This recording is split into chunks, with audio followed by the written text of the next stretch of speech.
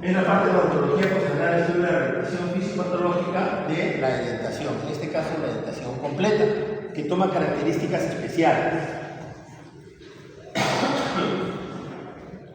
Principios básicos: permite una buena función, satisface los requisitos estéticos, ayuda al pronunciamiento correcto, proporciona comodidad y sensación de bienestar oral en el paciente. El paciente que ha perdido los dientes tiene ciertas características que son muy importantes para tenerse en cuenta. Y la primera, a ustedes les parezca, a ver, ¿cuál sería? ¿Cuál piensan ustedes? En un paciente de todo completo. Piensen en los viejitos, un viejito que hayan visto, el abuelito, el tío viejo, alguien que, bueno, que no sea como doctora de ahora, ya no de la casa. ¿Cuál es la principal característica? No se relaciona. No se relaciona, se aísla. ¿Correcto? ¿Y por qué se aísla? Porque la principal característica de un paciente de dentro completo es que pierde la autoestima. Ese es el principal problema. Entonces pasa a ser un paciente muy especial cuando nosotros tengamos que tratarlo. Es peor que un niño, que es un niño que les dice a ustedes lo que tienen que hacer, porque tiene toda una historia de una larga vida. Y larga vida, y si nosotros en este momento tenemos que atenderlo, es porque esa es una demostración que la odontología fracasó en ese paciente. ¿Por qué fracasó? Porque no le pudimos mantener los dientes. No estoy hablando de Dios, se hablaban de ustedes. Estoy hablando de la odontología, nuestros odontólogos, todas las manos por las cuales pasaban ese paciente, lo único que pasó fue restricción, pérdida. Y al final tuvimos un paciente que dejó completo. O sea, la mejor forma de identificar el fracaso de la odontología es ver a un paciente dentro de los completos. Y eso es lo que tenemos que evitar en nuestra práctica regular. Y eso es lo que está logrando en este momento la odontología con todos los avances científicos que tenemos. Evitar que haya, pero todavía hay. Y hay muchos. En nuestro país, en los países, llamémosle en desarrollo para no ser tercermundistas, todavía hay muchos pacientes dentro de los completos. La prótesis puede ser bimaxilar, que es la que vamos a hacer nosotros, monomaxilar cuando tenemos con dientes naturales en el antagonista, puede ser inmediata cuando se hace cirugía y se le coloca inmediatamente. Puede ser sobre dientes remanentes, pueden ser endodónticamente tratados o también preparados, no necesariamente endodónticamente tratados. Por ejemplo, pacientes con sobredentadura, con zonas telescópicas, es un caso en el cual se hace prótesis sobre dientes naturales tallados. O por último, lo que se está haciendo mucho en este momento, rehabilitación sobre implantes, ¿no? Para los que están llegando tarde, pues el caso es la última oportunidad que les estoy dando para que puedan venir a la hora. Yo sé que es muy fastidioso llegar muy temprano, pero vamos a dar, como ya le he dicho a Christopher al delegado, máximo 10 minutos de tolerancia. A los 10 minutos cierro la puerta y el que no llegó, salado, perdió su clase de ese día. Recuerden que el 30% es obligatorio para efectos de asistencia. Yo sé que ustedes son personas conscientes de eso y que sé que lo van a superar sin ningún problema, ¿no? Pero eviten eso, no eviten que yo al final esté tomándole la atención por inasistencia. Las dentaduras completas son un medio capaz de integrar el equilibrio orgánico en el sistema mediante la deducción, fonética, estética y adaptación psíquica, algo muy importante acá cómo se mete el aspecto psicológico, ¿no? Aquí intervienen todos los aspectos de las funciones del sistema estomatognático, ¿no? ¿Qué cosas era lo que hemos perdido? Todo, prácticamente, ¿no? Se ha perdido, al perderse dos de los componentes funcionales del sistema estomatognático, estamos perdiendo básicamente la función principal, que es la masticación, ¿correcto? Oclusión. Recuerden, oclusión. Si no hay oclusión, no hay masticación. ¿Cierto o no cierto? En un paciente dentro del completo. Error, falso. ¿Acaso el paciente no come? ¿Acaso no mastica? Sí, pero lo hace mal. Lo hace mal. ¿Cuáles son los objetivos? Recuperar el equilibrio orgánico y social del ser humano usando un dispositivo físico-mecánico que es la dentadura completa. Es un dispositivo con el cual nosotros recuperamos. Por eso se le llama prótesis. Recupera un órgano. Pero en este caso recupera dos órganos. ¿Alguien me puede decir cuáles son los órganos que recupera? Dientes y periodonto. Acuérdense. ¿Recupera el periodonto? ¿Lo recupera o no lo recupera? No lo recupera. No lo recupera. No lo recupera. Porque no le estamos poniendo encía. La encía la tiene, pero cambió de forma. Ya no es encía como la conocemos. Ya no es encía libre, encía adherida, nada. Ahora simplemente hay reborde alveolar residual. Y la sensibilidad cambió. Ya no es una sensibilidad fina como la tiene el periodonto. O sea, ya no podemos agarrar un alfiler entre los dientes como lo pueden hacer ustedes. Pueden agarrar un alfiler entre los dientes y mantenerlo entre dos superficies convexas. El paciente, para poder lograr hacer eso, es muy difícil. ¿Quién hace esa sensibilidad? La sensibilidad troctopática de los propioceptores del tejido permanente, que en este caso es la mucosa. ¿Se dan cuenta? No se perdió la sensibilidad, pero se transformó, cambió. Entonces tenemos que hacer que el paciente recupere todas esas funciones que ha perdido. Sustituir. Otro de los objetivos es sustituir las estructuras ausentes actuando en armonía dentro de la biología oral enana. Recuperar el equilibrio orgánico es estar dentro significa la desfiguración del rostro. Prácticamente el cambio completamente. Un paciente que no tiene dientes, nosotros lo reconocemos igual inmediatamente, apenas lo vemos, parece una culebra, como la boca para arriba, ¿cierto? Y acarrea trastornos graves en la alimentación. ¿Por qué? Porque no puede cumplir su función correctamente. Una persona que ha perdido los dientes, no masticar, no tritura, no corta, no desgarra, por consiguiente se traga los alimentos enteros. Y para ello tenemos que cambiar a los dientes de mano derecha e izquierda, que son, pueden pasar más acá, a pesar que aquí hay sol, pero acá hay sitio también adelante, en este caso. Tenedor y cuchillo pasan a ser los dientes del paciente dentro. Y si el paciente dentro comienza a perder motricidad y todo, pues tiene que tener una persona que lo ayude para darle la comida y que pueda alimentarse de una mejor forma. Por eso decimos que hay trastornos graves de alimentación. Recuperar el equilibrio. El paciente se siente degradado a nivel social. Lo primero que dice es, ¿no? Presenta degeneración al hablar y gesto social. Tiene alteraciones de la personalidad, manifiesta inhibición, vergüenza y autoestima baja. O sea, básicamente el paciente lo que pierde es mucho el aspecto psicológico de interrelación social. Entonces ese es el gran problema que tiene el paciente. Y eso es lo que tenemos que recuperar. ¿Por qué se pierden los dientes? Los dientes básicamente se pierden por caries y enfermedad periodontal, pero no es la única razón. Caries y enfermedad periodontal. También puede ser por una cuestión actitudinal o de conducta. Puede ser por una atención dental deficiente. Puede ser por un nivel socioeconómico cultural bajo. ¿Cómo puede ser eso influenciar? ¿Quién me podría decir, por ejemplo, una actitud, cómo puede influenciar en la pérdida de los dientes?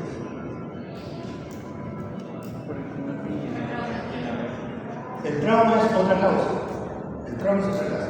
Por ejemplo, una herida de bala, ¡prum!, le rompió los dientes. Eso es trauma. Una caída en moto, ¡pum!, le rompió la boca. Eso es trauma. Pero ¿cómo es la actitud? No, dime. Perdón, ¿decías? ¿Malos hábitos? Malos hábitos. Me dicen malos hábitos. ¿Qué piensan ustedes? Que no tiene... ¿Se ha muerto? No. Que no tiene... Hábitos de higiene oral son consecuencias de una actitud defectuosa. ¿Está bien? Correcto. ¿Saben cuál es la actitud? No le importa al paciente. Esa es la actitud. Si tiene un diente que está callado, está destruido, es lo que dice, vaya, necesito que le correcto, no. Por eso usted no lo tiene. ¿Cómo puedo perder por atención dental defectuoso? A ver, le voy a poner un paso. Ustedes van a hacer uno, ¿cierto? Muy bien, nos mandan a la costa de Huaypí, en el río Cabarí, cerca de la frontera con Colombia, con Brasil. Hay corrientes, a veces sí, a veces no, quizás hay unidades dentales, te llegan materiales, pueden hacer odontología restauradora, muchas veces no. Y eso no quiere decir que los otros no estén preparados para eso. Les va a pasar a ustedes, me pasó a mí. Me pasó a mí. Porque cuando yo hice cecina, de la misma forma que usted va a hacer el segundo, tuve que ir a hacer cecina.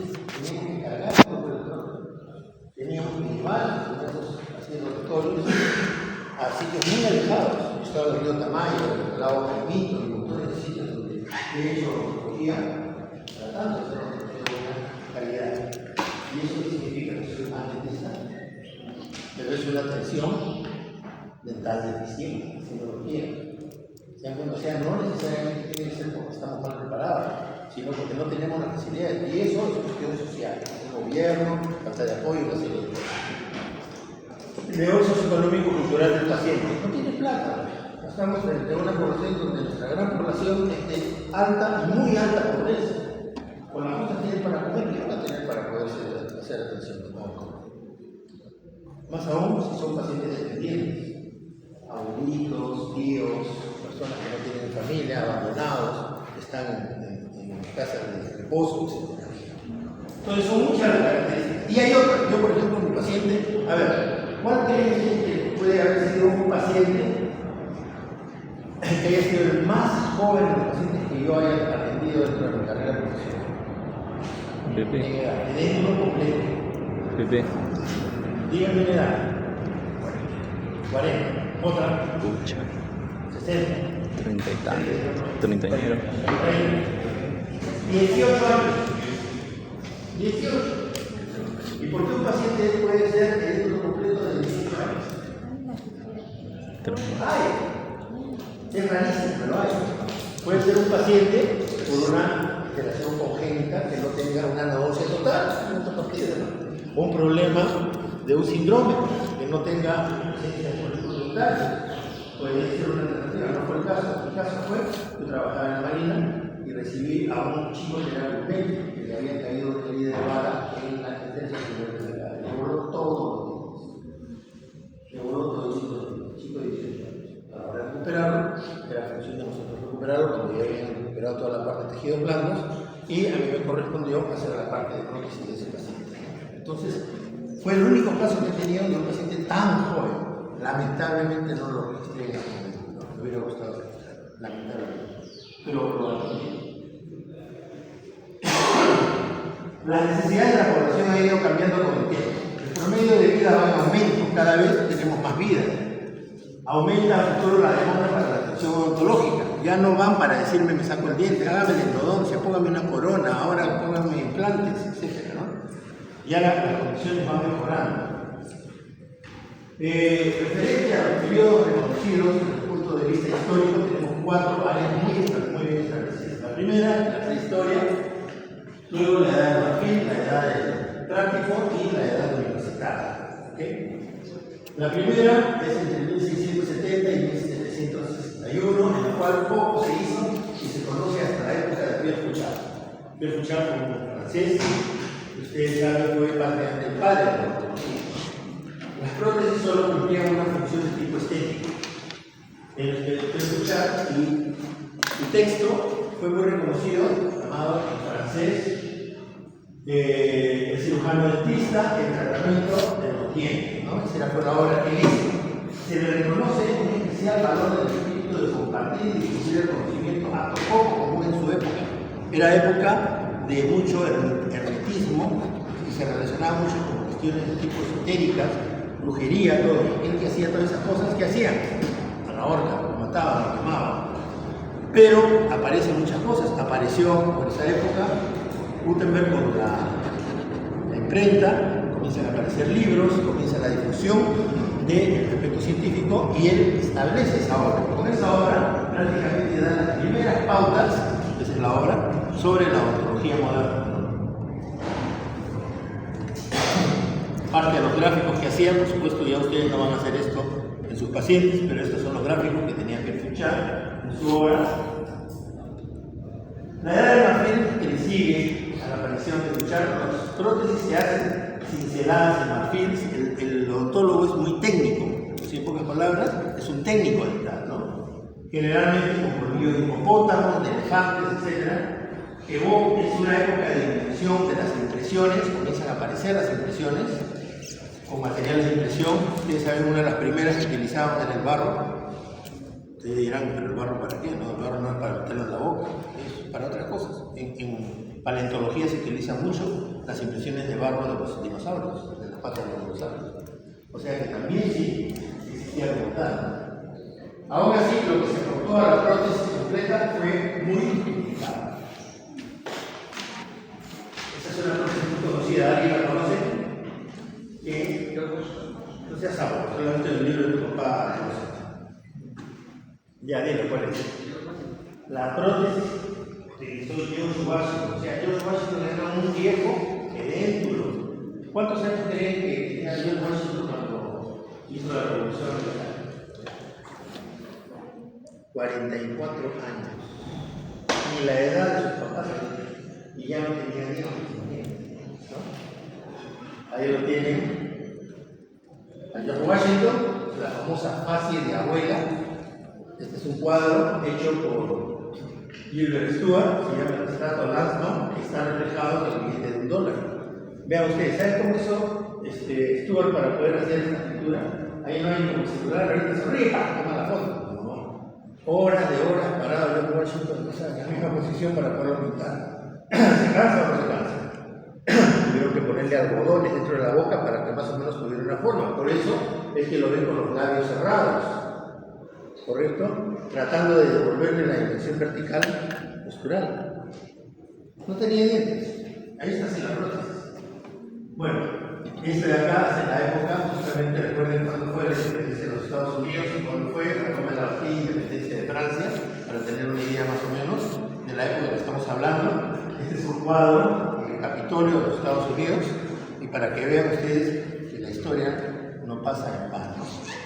Ahí hay un artista de cine, ¿lo reconoce o no? El doctor Sergio Alvarado, que estaba estudiando en los Estados Unidos, pero ahí recién tenía yo 2 años, pero 2 años, todavía ni siquiera era profesora mexicana en esa época, estuve acá por los Estados Unidos en esa época.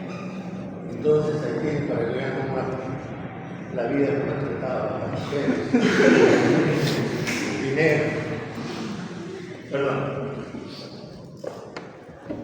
Ahí tienen la prótesis real. Era una prótesis de oro con dientes de marfil tallados. Y ahí la tienen. No es la única que tenía, ya tenía varias. Utilizaba una especie de resortes, porque vean ustedes cómo se va a retener eso en la boca. No se podía. Era una dentadura en base de resortes hecha por John Greenwood, que era un entendido en la materia. No era dentista. No había universidades. No había. Para lograr evitar eso, posteriormente aparecen centros de atención como las cámaras de succión, los chupones, que se patentaron en el año 1985. Recuerden que en esa época los materiales eran muy limitados, no se utilizaba acrílico, se utilizaba caucho. En esa época estaba la época del caucho. Los colores que se pueden imaginar eran marrón, naranja, rosa, encendido, se tenían que vulcanizar como tapamos el hueco de una llanta, así se tenían que hacer las prótesis. Ahora es mucho más sencillo, los materiales han evolucionado tremendamente. Entonces, para poder hacer eso, se tenían que hacer estos aditamentos para solucionar los problemas. Y solucionaba, así es una cámara de succión, por ejemplo. Esto he tomado el libro, uno de los libros que les he puesto ahí. Por si acaso también, te pedí que me traigas ahora en la práctica y lo ponemos para darle. Te voy a dar toda la información de los libros de prótesis completas del legado. Les he colgado solamente 4 libros en el Classroom, son libros prácticamente básicos, no son los únicos. En la guía de prácticas se habrán dado cuenta que cada una de las prácticas tiene una relación amplia de bibliografía. Pueden ir a todos los libros esos que están dentro de los libros que le voy a dar al legado. Y eso sí, por favor, como siempre, ¿no? Respetando los derechos de todos, para utilizar, utilizando solamente para uso personal. Es importante. Entonces, en el libro de Sarro sobre prótesis completas sobre la técnica de Bucher, vean lo que puede ocasionar este tipo de problemas. Esto es lo que pasa en el centro del paladar cuando tenemos una succión, o sea, vamos a tener una hiperplasia del tejido producto de presión interna que se produce en ello.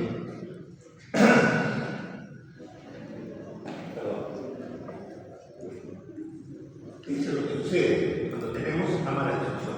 Y esto es lo que pasa con el tejido cuando usamos cámara de succión, cosas que no se deben de hacer. ¿Cómo evitamos eso? Con buenas impresiones. Las cubetas que aparecieron al inicio, en el año 1941, es una firma, la firma SSY, que es una firma de productos odontológicos ya desaparecida, hacía unidades dentales, una serie de cosas, también hizo cubetas. Pero si se dan cuenta son de aluminio sin huecos, o sea, sin cribas, porque los materiales que se utilizaban para toma de impresiones eran otros. Comenzaron a aparecer materiales como el yeso para impresiones, que es el yeso tipo 1 según la clasificación de la ADA, el cual justamente se utilizaba para tomar impresiones. Había que tomar la impresión dentro de la boca, se dejaba el material, se sacaba la cubeta, se cortaba el material, se sacaba el material, se armaba sobre la cubeta, se tenía que pegar la cubeta y se tenía que aislar después y vaciarle otro yeso encima. ¡Qué complicado! Más complicado que tanque a pedales viéndole piedras sobre arena, ¿no? Entonces, el alginato vino a superar todas esas problemáticas, porque apareció el ácido algínico derivado de las algas del Mar del Norte, ¿no? Aparecieron aditamentos especiales para poder desmontar las cubetas. Esto fue ideado para la finalidad de poder sacarlos.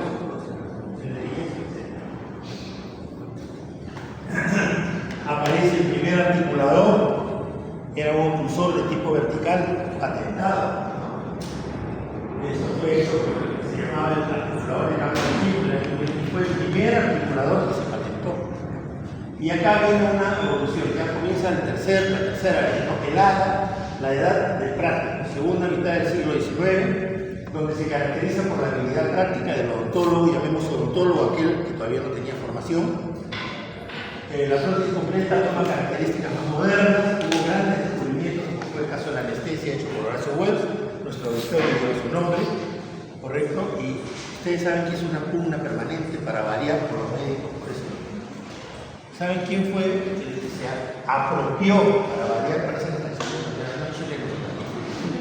Parece chileno, se apropió el nombre, ¿cómo se llama el descubrimiento de la anestesia? Un médico, el doctor Morton, un inglés. ¿Por qué? Porque Horacio Wells, que era odontólogo mexicano, fue el primero que hizo el experimento de anestesiar a un paciente, pero cometió un tremendo error, y eso es por desconocimiento. Lo hizo con un ebrio de la calle, y el ebrio de la calle tiene un hígado hecho paté, que no funciona bien. Entonces, cuando le pusieron el material para poderlo dormir, Horacio Wells, y poder demostrar ante el público científico de que realmente eso funcionaba, en una operación el paciente se despertó. Entonces, ¿qué pasó? Le bajaron el dedo, como lo normal. No sirve. Al poco tiempo, Morton hizo lo mismo, pero con un paciente sano. Y tuvo éxito. Y le atribuí el descubrimiento famoso para el descubrimiento de la ciudad. Por eso se le reconoce esto, y esa es una pugna permanente que existe así ahorita como existe el problema del acto médico. Se está hablando a nivel nacional. Uno de los pocos países donde no se reconoce el acto médico de los odontólogos es el Perú, que les parezca mentira. En las grandes urbes del mundo, Estados Unidos, Europa, el acto médico es reconocido para todos los que tienen relación con el área de salud. Acá es donde los médicos no quieren ser reconocidos. Gysi, un suizo hijo de relojeros, gran inventor, introdujo los primeros fundamentos para justamente los conceptos de prótesis. Y después viene la última etapa, que es la edad universitaria, que coincide con el siglo XIX. ¿Cuánto es el siglo XIX? 1800. Hoy no somos a mitad de 1800. Acuérdense cuándo fue la independencia americana, francesa, 1700. El odontólogo gana un lugar en la universidad. Se posiciona en la universidad. A pesar de que no eran escuelas, se posiciona en la universidad como parte de las escuelas de medicina. Pierde la habilidad del antiguo práctico, o sea, deja de ser técnico y pasa a ser profesional. El odontólogo gana jerarquía intelectual y responsabilidad profesional y científica, como lo son ustedes. Porque ustedes tienen base científica, tienen que leer artículos, tienen que leer libros, tienen fundamento para hacer las cosas. Un técnico no. Por eso es que cuando un técnico le dice a ustedes lo que deben de hacer, ustedes están bajando al nivel técnico y más abajo todavía porque están haciendo que un técnico les enseñe lo que tienen que hacer. Sin desmerecer a los técnicos. Ellos tienen su función, tienen su posición. Pero muchas veces nosotros nos dejamos, ¿por qué? Porque no leemos. O sea, perdemos esta condición de ser universitarios para poder defender nuestros principios. Ahí estoy en el Museo Smithsoniano. Vean cómo ¿Alguien sabe lo que hizo el doctor Blas? La clasificación para operatoria dental con amalgama, ¿no? Clase 1, clase 2, 3 y 4 y 5, ¿no? Esto es en el Museo Smithsoniano, este es el consultorio que utilizó el doctor Blas. Vean ustedes el alta velocidad, la lámpara científica, los equipos de resonancia magnética, ¿no? Y aquí estoy parado frente a un cartel que es la primera escuela odontológica del mundo que se independizó, el primer colegio odontológico que se independizó de las escuelas médicas. Fue en Baltimore, Maryland. Colegio de cirujanos dentales, primer colegio dental en el mundo, caracterizado, pueden leerlo ahí, en el estado de Maryland, en los Estados Unidos. Fue la primera escuela que se creó en odontología, por si acaso para que sepan dónde va. ¿Y cuál fue la primera que se creó como escuela odontológica en Latinoamérica? A ver, ¿cuál fue? Díganme. A ver, todos, ¿cuál fue? San Marcos. Hay error. San Marcos es la primera universidad, pero no fue la primera escuela de odontología.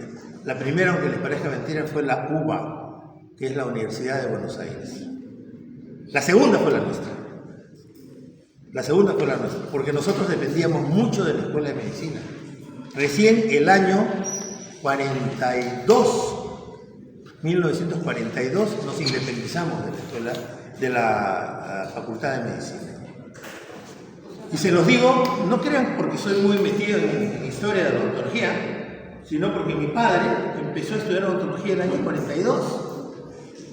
Y él empezó como escuela de odontología y se graduó en facultad de odontología, porque en esa época fue que se dio la famosa ley que creó la Facultad de Odontología de San Marcos, que es la única facultad de odontología en el Perú creada por ley.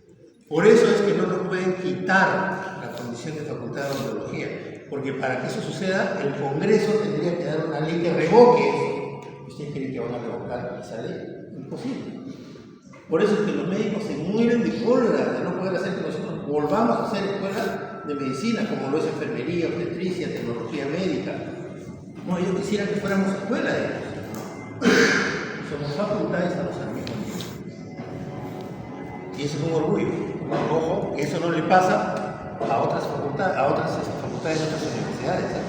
Cayetano, a ver alguien que ha venido de Cayetano por acá. Cayetano era facultad, lo han bajado de escuela. Y lo mismo pasó en Cerro de Pasco, y lo mismo ha pasado en la UPLA y en muchas universidades donde de facultad nos han bajado de escuela. Porque no tienen el peso que tienen nuestra universidad, siéntanse orgullosos de eso.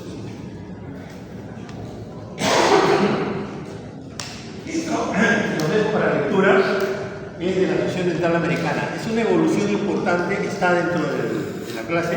No quiero entrar en detalle, pero hay muchos aspectos muy importantes. Voy a incidir solamente en el segundo punto. El segundo punto dice, el articulador, la evolución histórica del articulador, dice, a mayor ajustabilidad del articulador se encontrará una mayor productividad de los factores de movimiento.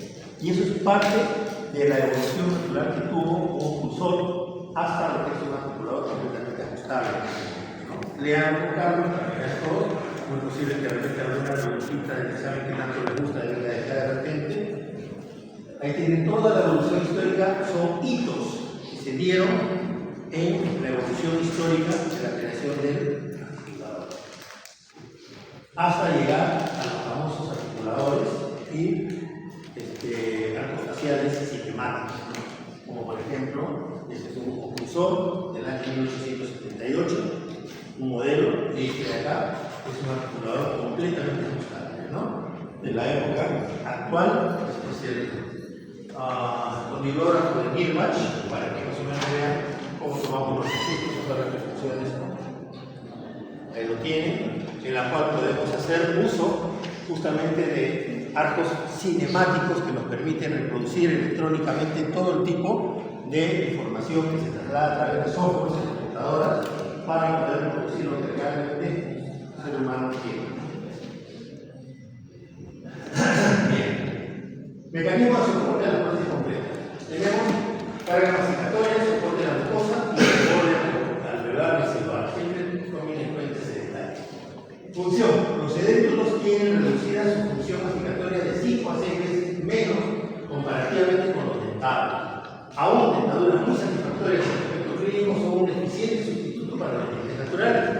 quiere decir que no hay diente natural que reemplace, perdón, artificial que reemplace el diente, por muy bueno, bonito y anatómico que sea.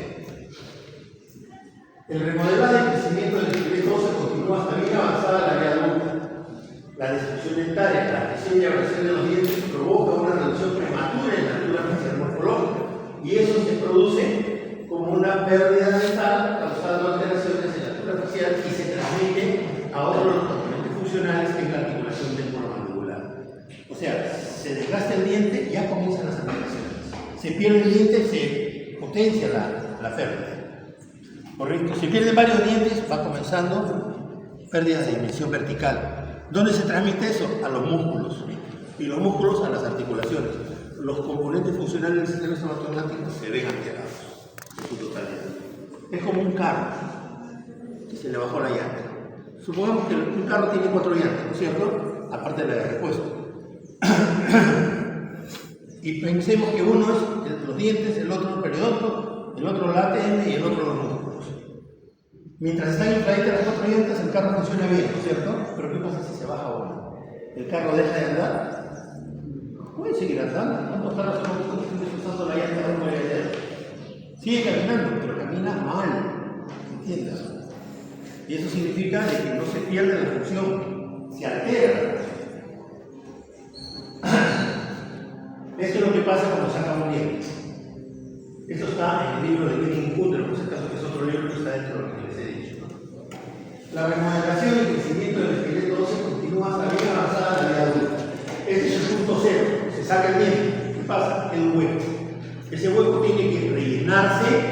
Entonces tenemos una reparación y cambiar de forma, remodelarse. O sea, son dos aspectos que se dan: la reparación ósea y la remodelación ósea. Entonces ahí pueden ver ustedes que lo que sucede al mes más o menos se va remodelando. No quiere decir que sea el mismo caso, por supuesto, para efectos del libro que hicieron. Tenemos una mayor remodelación y una remodelación final. ¿Acaba esa remodelación? No acaba. ¿Y por qué no acaba? Porque existe un proceso natural que se da de esta forma. Y Kenny Kundera nos lo dice. Si tenemos como punto cero el punto de exodoncia, que sacamos la muela, ¿qué va a pasar?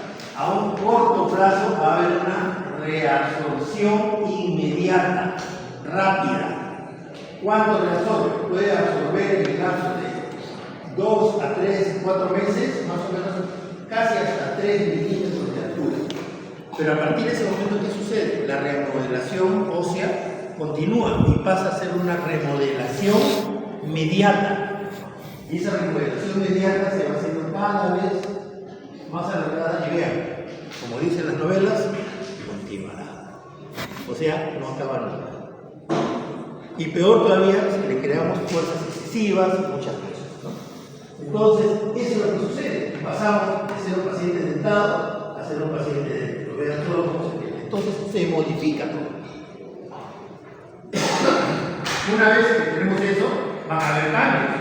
Si al paciente no le ponemos la prótesis, no vamos a recuperar lo que ha perdido. Dimensión vertical cruzada, postural, etc. Y para eso están los dientes artificiales.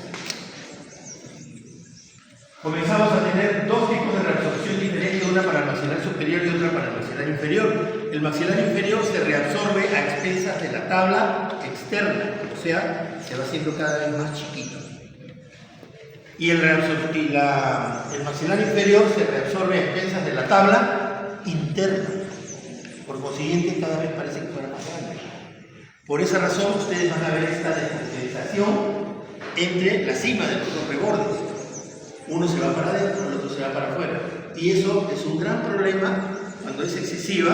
Tenemos que colocar un plano cruzal que muchas veces nos obliga a hacerlo en mordida cruzada, cuando la reabsorción es excesiva. Ahí tiene usted lo ideal que sea una angulación de 80 grados. Bueno, esto es lo mejor. Lo ideal sería que sea de 90 grados. De tal manera que las dos cimas de los rebordes estén al mismo nivel, pero no se va a dar eso. No tenemos aire acondicionado acá, ¿no? Porque muchos están ventilando, aparte del humor de todos. Sí, ¿por qué no ha aprendido? Alguien que vaya a aprender. Entonces estoy ahorita ya mojado. Subdelio, hace rato. La remodelación y crecimiento continúa hasta muy avanzada en la vida adulta, ¿no? ¿Y qué es lo que sucede? Nos va a crear tres posiciones básicas de interrelación maxilomandibular, ¿no? La del centro es la normal, la que se da más o menos a una altura de buena interrelación. La del lado derecho es cuando el maxilar superior va por delante, perdón, por detrás, y el maxilar inferior por delante. Y la del lado izquierdo para ustedes, derecho mío, el maxilar superior se queda en esta posición y el maxilar inferior va hacia atrás. Y esto es lo que se conoce como clase 1, clase 2 y clase 3, para que tengamos una idea, ¿no? Cuando es mayor y la interrelación entre ambos es mucha, es menor de 80 grados, es un gran problema, es un tremendo problema. Lo último es la tricción de los dientes. ¿Qué pasa cuando el paciente tiene dientes y vamos a tener desgastes excesivos de las piezas dentarias? Se pierde la inversión vertical o cruzal y por ende se va perdiendo también la postural y por ende van haciendo cambios en las estructuras óseas y la que más sufre es la articulación temporomandibular.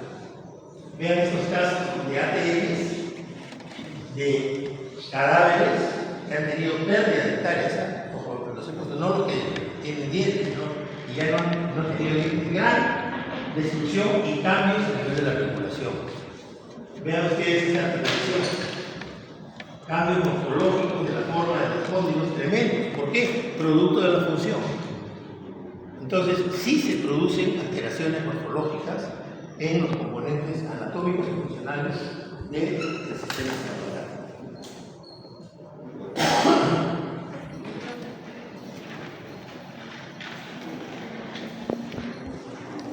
El día de hoy es el reconocimiento anatómico del edéntulo completo. ¿Qué es lo que tenemos que reconocer?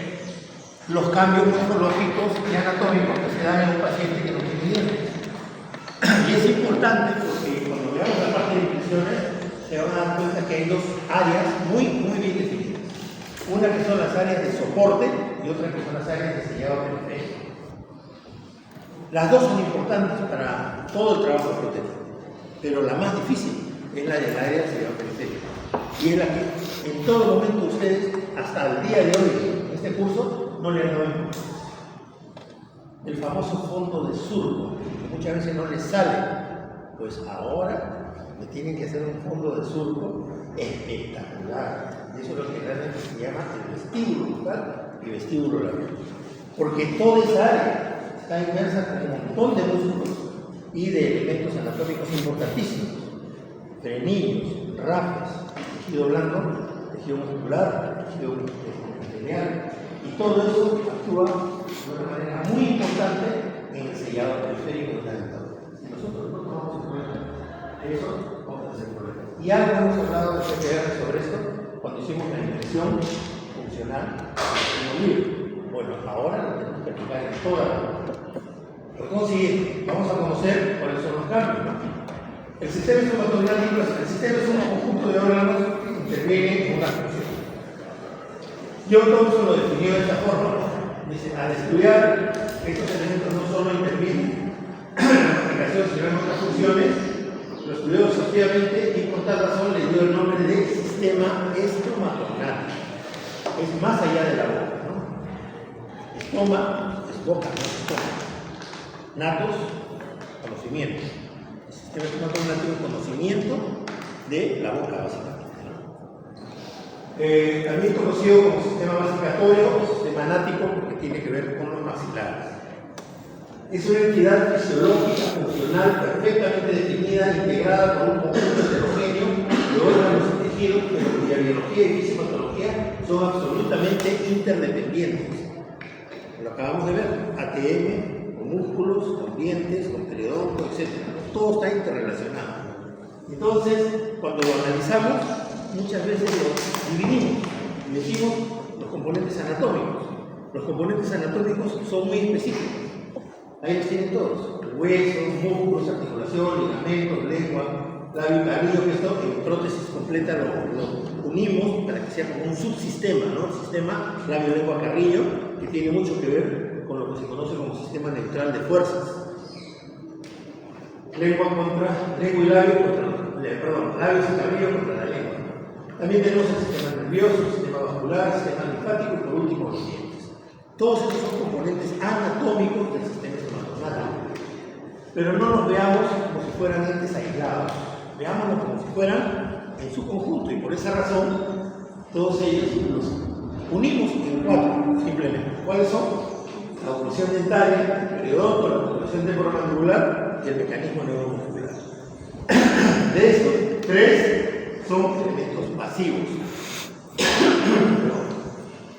Estos elementos pasivos significan que son inmóviles. O sea, si ustedes analizan la oclusión dentaria, un tipodón es oclusión dentaria, ¿no es cierto? Lo dejan sobre la mesa, mastica. ¿Qué tienen que hacer para que mastiquen? Para que fluya. Agarrarlo y hacer crack, crack, crack, ¿no es cierto? ¿Quién lo está moviendo? Los brazos del operador. Por ende, los dientes por naturaleza solos no actúan. Y si usted deja un cráneo, el cráneo comienza a masticar, salgan de ese cuerpo que está pegando.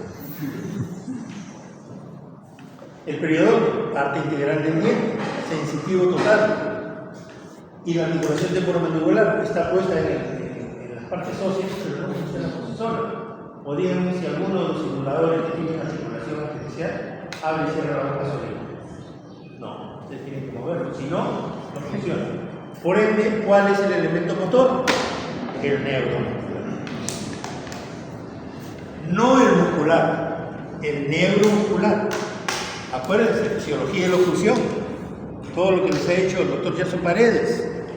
Recuerden todo esto, ¿no? El músculo no funciona si no tenemos una placa motora. Y la placa motora es la unión entre el músculo y el tejido nervioso. Y si eso no sucede, si no hay acetilcolina, no funciona eso.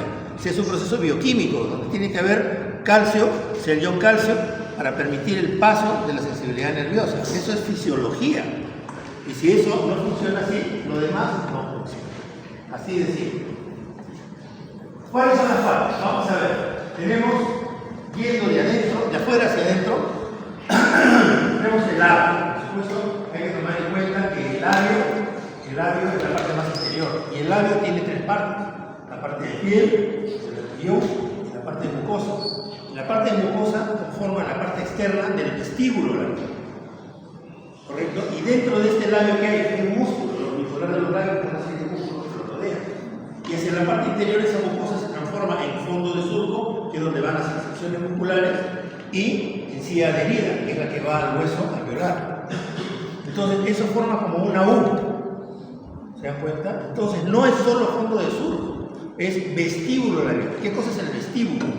La zona de ingreso. Cuando ustedes van a una casa, tienen una zona de ingreso, y esa zona de ingreso es el vestíbulo, que es la zona llamada antesala. ¿Correcto? Antes de entrar a la boca está el vestíbulo. Y a ese vestíbulo, limitado por los frenillos bucales, y con el frenillo labial se forma el vestíbulo labial. ¿Correcto? Y de esa forma tenemos el frenillo labial, los frenillos bucales, y se forma todo el vestíbulo labial. El límite está a la altura de la epífisis canina, ¿correcto? Y en la parte superior, vean esto, se forma un aditamento que lo tenemos en este momento. Pasen la lengua por detrás de los testículos.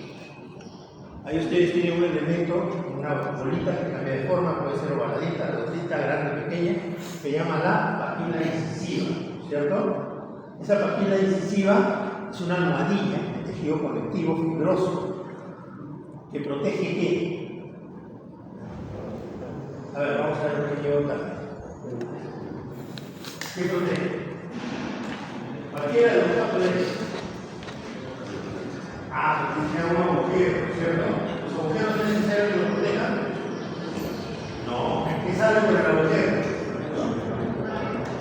El paquete bajo nervioso palatino posterior, por favor, para revisar anatomía. ¿Correcto? Ese paquete bajo nervioso debe de ser protegido y el organismo lo protege con esta almohadilla. Por consiguiente, esa es la forma en la cual el organismo nos está dando esa facilidad de proteger. Así de proteger justamente a un elemento que es importantísimo desde el punto de vista sensitivo. ¿Y por qué decimos paquete vascular nervioso palatino posterior? Porque sale por ese agujero hacia atrás del paladar. Porque tenemos dos agujeros en el sector posterior, que son los agujeros palatinos posteriores, donde sale el paquete vascular nervioso palatino anterior. Se juntan en el paladar y se anastomosan entre ellos. La próxima me traigas así. Voy a hacer un tiempo. Para que se caiga cada rato. Bueno. La zona de la tuberosidad, área del sellado palatino posterior, las arrugas palatinas. Las arrugas palatinas son los 4 o 5 lados unidos por el rafe medio. Zona del paladar duro, intermedio y paladar blando. Zona del surco anular, donde se ubica el rafe entérico maxilar. En el sector posterior tenemos el vestíbulo bucal limitado en el sector anterior por el frenillo bucal y en la parte posterior llegando hasta la zona del surco anular. Surco anular, también llamado amular en este sector, es un sector de separación de la maxilar superior y el hueso, los fenoides, que forma un hueco ahí por donde entra todo el paquete vascular nervioso, quinto 2, en la parte posterior para el maxilar superior. Tenemos las foveas palatinas, por favor, son foveas o foviolas, no foveas, foveas de morado. Tenemos la zona del proceso coronoideo, el área del proceso coronoideo. Mirá, ¿el proceso coronoideo solo le pertenece al maxilar inferior? Sí, pero ¿dónde se mete cuando cierra la boca? Se mete justamente en la zona del vestíbulo bucal. Y es ese famoso aparente dentículo que le sale en la radiografía cuando ustedes están tomando una placa o una segunda o tercera palabra. ¿Por qué? Porque se mete en esa zona. Y si estamos hablando de dentículo completo, se mete más todavía porque el paciente cierra más la boca. ¿Cómo es esta zona? Conocida como área glandular. Se aprecian estas glándulas que son los corpúsculos grasosos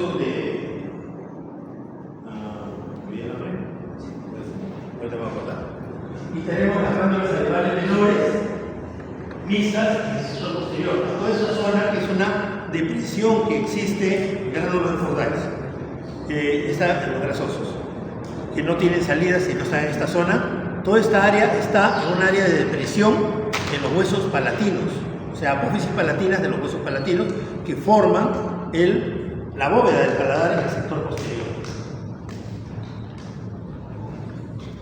Este es el área glandular, todo este sector de acá. Todo este sector de acá no se nota muy bien. Toda esta zona de acá, eso sería medio blanquecino. Lo limitamos con la inserción de los músculos por paladar. Y lo que ustedes van a hacer en la práctica es reconocer. Este es el área glandular, conocida por muchos años como la famosa línea americana. Esta línea americana era un desgaste que se hacía en el sector posterior similar a la cámara de succión que permitía que la prótesis, entre comillas, sellara mejor. Error porque es una zona de tejido blando que puede ser sobrecomprimida y de esa forma se da sellado mejor en esta zona. El área de la línea de vibración en la parte posterior. Esta es el área de la línea de vibración. Pero todo esto de acá que tiene forma de una mariposa es la zona glandular. ¿Okay? Y lo van a reconocer ustedes como parte de su práctica el día de hoy en los modelos tipo 1. Cada uno de estos elementos van a tener que identificar, para eso se les ha pedido los colores, y esos colores con braquetas y colores. Y cada elemento tiene que ser marcado con un color diferente. Y tienen que escribir a qué se refiere, para que lo identifiquen adecuadamente.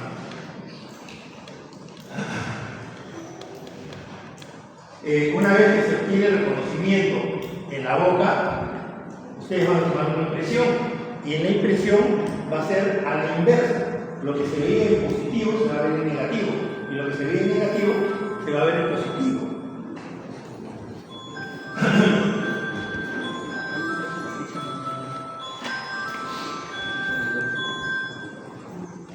Bien. Y ustedes lo van a ir marcando más o menos de esta forma. Cada uno de los elementos, reconocer cada uno de los elementos dentro de eso. Para eso se les ha dado toda la información.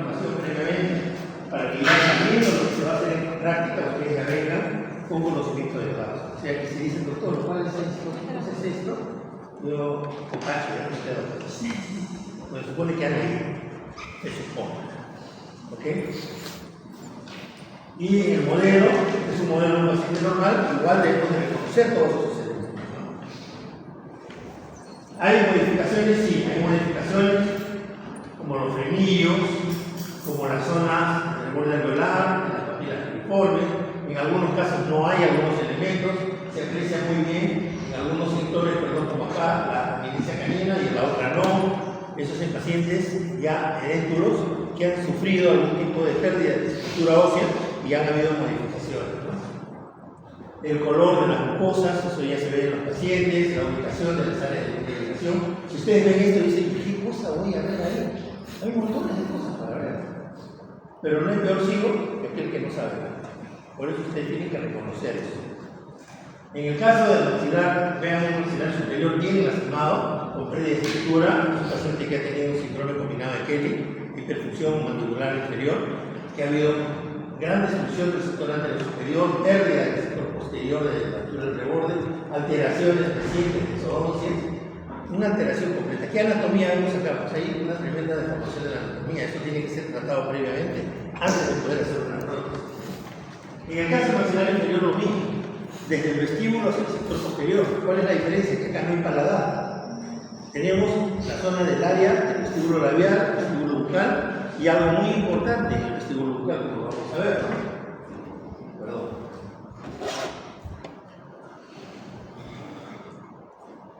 Tenemos acá toda la zona del vestíbulo, de la misma forma, mucosa, fondo surco con inserciones, la mucosa, la encía de herida, etc. Las limitaciones, tenemos 4 frenillos, ya no 3. Frenillo labial, frenillo lingual, frenillo bucal. Y aparte de eso, el anterior maxilar del sector posterior nos forma el fondo de surco o vestíbulo labial y vestíbulo bucal. Pueden haber alteraciones, hay alteraciones. ¿Quiénes conforman los músculos de inserción de todo el contorno? El auricular de los labios, básicamente, pero tenemos para la parte superior músculo canino, simpático mayor, y para la parte inferior el cuadrado del mentón, superior, el músculo risorio y en el inferior el triangular de los labios. Todos son elementos que ustedes ya los han estudiado, ya los tienen, que conforman todo el contorno de inserción de todo el músculo orbicular de los labios, que es un músculo prácticamente flotante, que actúa independientemente. Si no, vean a los monos que bien independizan el labio superior del labio inferior. Ahí tienen al resto de músculos. Cigomático mayor, cigomático menor, triangular de los labios, etc. Todos alrededor de inserción del auricular de los labios, del visorio, etc. La cima del reborde alveolar residual. ¿Dónde acaba la cima del reborde alveolar residual en el maxilar inferior? Acaba en la papila. Acá no podemos decirle papila retromolar, tenemos que decirle papila piriforme, porque acá sí no hay muelas. Quizás en PPR sí le podríamos decir, pero acá no hay muelas. Entonces, ¿qué retromolar va a ser? Es la papila piriforme, que es una almohadilla que se crea con la exodoncia de la tercera molar. Aquí sí no protege nada esta almohadilla, pero es un elemento, un reparo anatómico muy importante para poder confeccionar la prótesis completa en el caso de maxilar inferior. En el sector posterior tenemos al frenillo bucal, que es el límite entre el vestíbulo labial anterior o el vestíbulo labial simplemente y el vestíbulo bucal, y nos crea esta área que se llama la repisa bucal o anaquel bucal. Estos elementos están conformados por 4 áreas que tienen que ser bien definidas: el frenillo por delante, la cima del reborde por la parte interna, la línea oblicuo externa, que es la inserción del músculo bucinador por fuera, y en la parte posterior la inserción del músculo macetero, en su sector más anterior. El músculo macetero es lateral, pero cuando entra en ese sector se gira ligeramente y forma un ángulo con el músculo bucinador, y eso se conoce como el ángulo distobucal.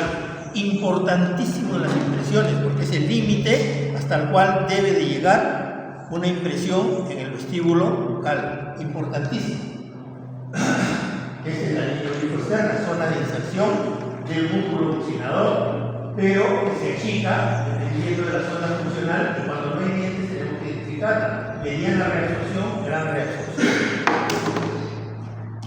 el agujero mentoniano, importante ubicarlo a nivel de premolares, en el caso de dentados, pero en edéntulos nos sirve como referencia para saber el límite del sector anterior, más o menos está a la altura del frenillo bucal. Por consiguiente, es un elemento que también tiene que ser aliviado al momento de las impresiones, como vamos a ver, porque por ahí también sale el paquete vascular nervioso, el mentoniano, y no debemos sobrecomprimirlo. La almohadilla posterior o papila cuneiforme, que es el límite de este sector, como decía, el ángulo de su bucal está formado de esta manera, ese es el ángulo, ¿no? Inserción del bucinador, inserción del macetero, ¿no? Y este es el límite de la corteza bucal. En la parte interior del frenillo lingual tenemos la papila. En la parte interior tenemos glándulas mayores, en este caso, ¿no? En el caso maxilar superior, a la altura de la primera molar, tenemos la carácula del conducto externo. En el caso maxilar inferior, aquí tenemos carúnculas pequeñas que son conocidas como carúnculas de Rivinus y Santorini, que son salidas de dos glándulas grandes. Una, la sublingual, que está hacia adelante, y otra, la submaxilar, que se ubica en la zona retrolingual posterior, conocida también desde el punto de vista radiológico como zona de Stafford. Son dos glándulas mayores muy importantes, que muchas veces son peligrosísimas al momento de las impresiones porque se prolapsan. Prolapsarse significa salirse de su posición. Y cuando nosotros tomamos decisiones tenemos que desplazarlas y en algunos casos hasta intervenirlas quirúrgicamente para poder tomar una buena impresión, porque son un estorbo al momento de las impresiones. Se reabsorbe el hueso, se sube la glándula, se monta sobre el hueso. Tomen impresiones con eso. Ahí ya lo puedo ver. Una cosa es hacerse al modelo, otra cosa es hacerse al paciente. La zona posterior es el límite, como mencioné, la zona del ángulo discobucal. Los músculos que tienen que ver para esa zona son el macetero y el bucinador, como he mencionado. El macetero, inicialmente, en la zona anterior, es donde al voltear crea justamente esa inserción del ángulo discobucal. Este sector es la zona del carrillo, donde se centra el bucinador. En la parte interior, acá está la famosa bolsa de Bichat, que tanto quieren sacarse mucho, y el macetero por la parte externa. Vean la forma de inserción del macetero, importante para poder guiar las impresiones. En la parte interna tenemos estos apéndices conocidos como las apófisis genis. Hay 4, 2 superiores y 2 inferiores. Las 2 superiores tienen que ver con la inserción de los músculos de la lengua y las inferiores con los músculos suprayoideos. ¿Okay? Estas son las 2 superiores. ¿Qué pasa cuando hay una tremenda reabsorción? Se presentan como si fuera un reborde. Muchas veces no los podemos evitar y pensamos que es la cima del reborde. Gracias error, porque es una zona de inserción muscular y del músculo más potente, porque es más potente que inclusive el carrillo interlario, que es el músculo. ¿Cómo se llama ese músculo? Genio-guloso. Ese músculo que es el genio-guloso, tenemos el estilo-guloso, el aparato-guloso y el genio-guloso. Es un músculo tan potente que vean, conforma prácticamente hasta la inserción toda la lengua, un abanico.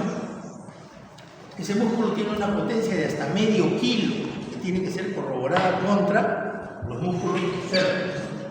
Y acá están los suprayoideos, que son los genio-yoideos, ¿no? Vean el tamaño del músculo genio-yoideo, comparativamente con el genio-guloso. Y así es como vemos el reborde. Entonces tenemos que reconocer todos estos elementos, ¿no? Aparte, en la parte interna tenemos el piso de la boca conformado por varios elementos que también tenemos que reconocer. ¿Cuáles son estos elementos, no? El frenillo lingual en el sector anterior, que muchas veces es único o en forma de abanico. Las glándulas que hemos mencionado, la sublingual, por ejemplo, están las carúnculas, la inserción del frenillo, el fondo del surco lingual anterior, fondo del surco lingual posterior, la línea oblicua interna, que es la zona de inserción de otro músculo suprayoideo, que es el miloyoideo, que también es un músculo que tenemos que aprender a manejar. ¿Dónde empieza? A la altura del canino. ¿Dónde termina? A la altura de la papila cuneiforme o de la tercera molar si es que estuviera. Ahí la tiene, es la zona de inserción que nos va a dar las las impresiones del sector posterior, y a eso se conoce como la impresión en forma de S itálica. S por la forma de la S que se conforma sobre la escritura italiana o itálica, ¿no? Este es el sur, en la zona de la inserción del músculo, toda esta zona de acá, milo y oído, ¿no? Hasta el fondo posterior o zona del área lingual posterior, que es el límite donde debe llegar la base de la dentadura. Es importante reconocer todos los elementos anatómicos y de esa forma nosotros en el modelo vamos a poder identificarlo. Ya ustedes acá está sin identificar, es difícil de verlo en seco, ¿no? Ahora, en algunos casos, ustedes, como por ejemplo el tipo 2, les va a ser difícil verlo, pero tienen que identificar más o menos dónde se encuentra. ¿Okay? Cada uno de los elementos. En la impresión se va a ver igual que en la superior, se van a ver en sentido inverso. Lo que es positivo se ve negativo, lo que es negativo se ve positivo. Por ejemplo, ¿cómo se vería en el caso maxilar inferior en una impresión una papila piriforme? ¿En positivo o en negativo?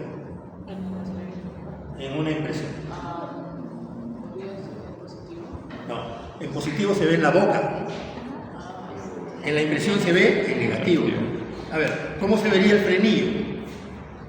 Cualquiera de los frenillos. En la boca, ¿cómo se ve? Positivo. En la impresión debe ser una raya, ¿se dan cuenta? Entonces hay que tomar en cuenta que en las impresiones los elementos se reproducen pero en sentido inverso. ¿Ok? Y haciendo eso reconocemos todos los elementos cambiando las formas, no hay reabsorción, muchas veces no hay frenillo. Lo mismo sucede con la parte del reborde anular residual, como hemos mencionado en la zona maxilar superior. Las características anatómicas que van cambiando de la forma, altura y tamaño de los rebordes. La presencia de las glándulas sebáceas de Cordalis se da no solamente en la zona del paladar, también se dan en el carrillo y nos van a dar una coloración amarillenta. Y al final, ¿qué es lo que tenemos que hacer? Esto. En el modelo, reconocer cada uno de los componentes, identificarlos y marcarlos. ¿Ok? Están los modelos, se marcan de la misma forma. Tenemos el anterior, donde tenemos que identificar todos los elementos anatómicos y marcarlos. Ese es el motivo de la práctica que hay.